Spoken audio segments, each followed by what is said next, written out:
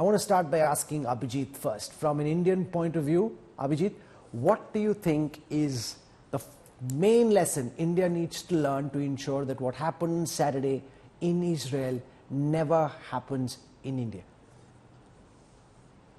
Thank you, Rahul, and thank you for having me on.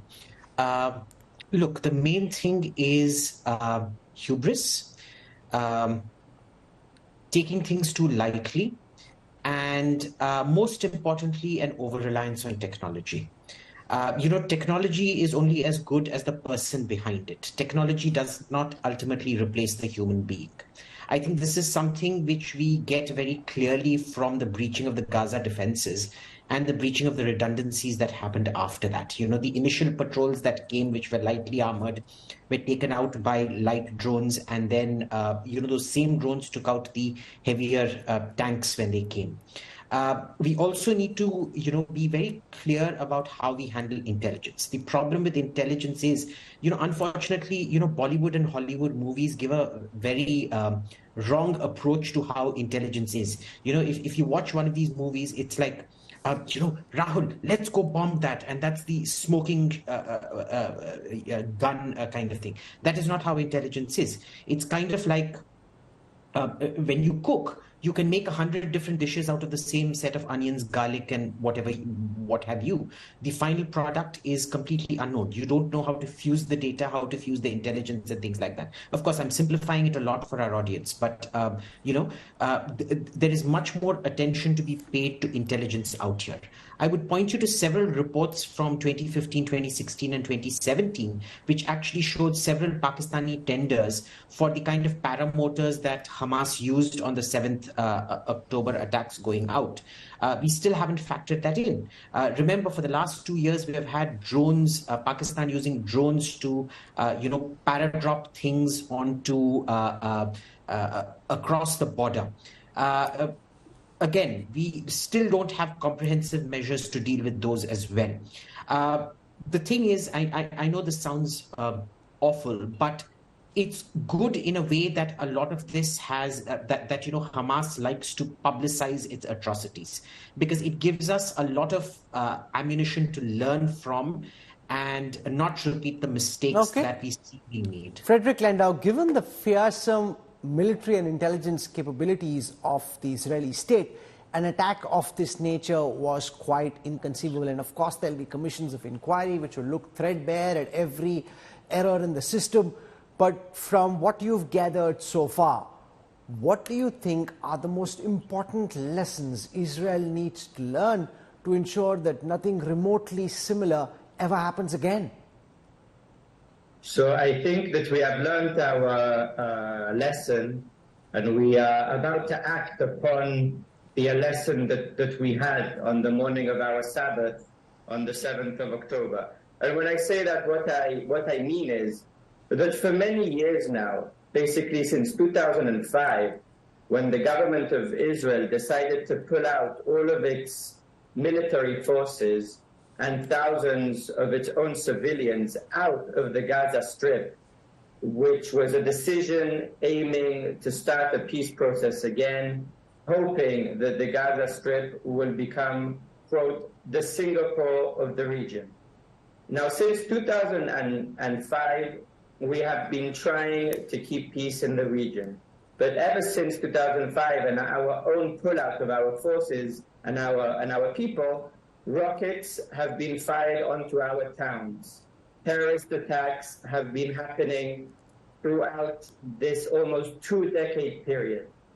And on the morning of the Sabbath, I think we got our final lesson that we can no longer look at the Gaza Strip as an entity, as a country, which will act like all other countries or entities. And what I mean is that the governing body, which is the terror group Hamas, has no interest in its own people's well-being, prosperity, or well-being. What I'm trying to say is we will have to annihilate the Hamas on a terror point of view, that they will not be able to bear arms, they will not be able to exist as a militant terrorist group, and they will no longer be the governing body of this Gaza Strip. Now, Israel has not yet decided what the end game of the Gaza Strip is. But what we do know that it can no longer be a base for this terrorist organization, which is mimicking ISIS and being funded and armed by the Iranian regime. They must be dismantled. They must be part of history. The same way that the world defeated ISIS, we will do the same to the Hamas. General Hasnain, you've fought terror groups in India. You've looked at the ISIS internationally. Is there anything at all in India, whether it's the Lashkar-e-Taiba, the Hizbul Mujahideen, that you think comes remotely close to the Hamas? Not in this attack, nothing does, but even before, given the kind of military capabilities the Hamas had, what comes closest? Could something like this, in your view, ever happen in India? What do we need to be most wary and aware of? See, Rahul, first of all, thank you for this very interesting discussion. As to your main question, so far, really not demonstrated. But that does not mean that it cannot be demonstrated. After all, 26/11, who expected it? Did anyone expect an attack of that kind? That was not conventional war, I agree. But if that kind of a thing can happen in secrecy, many more things can happen. The interesting aspect of the situation prevailing in Israel, on the Israel front at the moment, is 50 years ago, what was done by Sadat in the Yom Kippur War is being repeated in a different way by Hamas.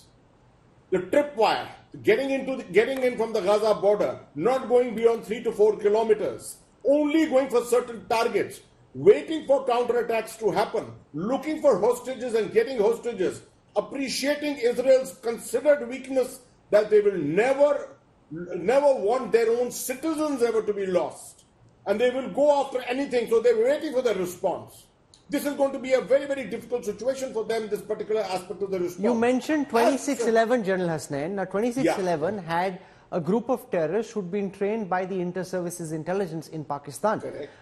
When you look at the manner and the military precision and the organization with which the Hamas terrorists attacked, do you think it seems inevitable that they had military minds and trainers backing them, that a terror outfit by itself cannot attack with this level of precision? Absolutely, there's no doubt about it. I'm sure there must have been sponsors. You see, there's been denials across the board. Iran has denied it, everyone else has denied it. But obviously, and today's world is a world of mercenaries. Today is a world of all kinds of other people under arms. There are a huge number of people who are experienced in this kind of warfare. All could have been involved in this. Technologies. These kind of organizations are not particularly adept at technologies, but they have acquired them. They've got the wherewithal, they've got the human resources to come and train them. You've seen power motors, paragliders, power motors and things like that. We have also had this intelligence earlier, as Abhijit just said.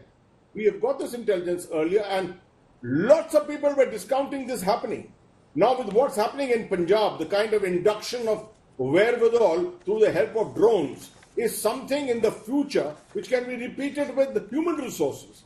There is also this whole threat which the Lashkar-e-Taiba had given a couple of years ago. Hafiz Saeed himself said, let 500 people try and get in across the line of control. Even if 100 get in and 400 die is acceptable. But we have never experienced it. But we got to remember, when a threat like this is made, someday it could very well be actually executed on ground. What I'm trying to actually say, Rahul, in a very short thing to you is, we in India can never go by that understanding, koi ladai nahi lagi hai. We are not at war. We have a habit very often of mentioning that there is no urgency because there is no war. We are actually at war 24/7.